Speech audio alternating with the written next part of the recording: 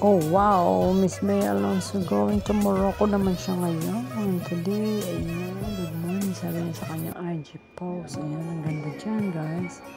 Kasama niya si BC Bench, yung pastor. Ayan, siguro meron naman tong business dyan. Bibili ka na naman ng dyan ng property Meron na siyang bahay sa Spain at saka immigrant na rin siya sa Spain. Galing naman.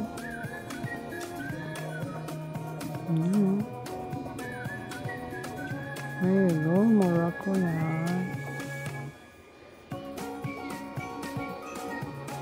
Ito, si BC Bench yung manliligaw mo ba yan? Bea Charis.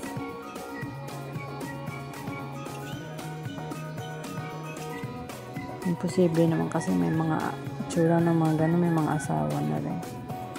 May edad na sa kanya, diba? Na-enjoy there. Lupit.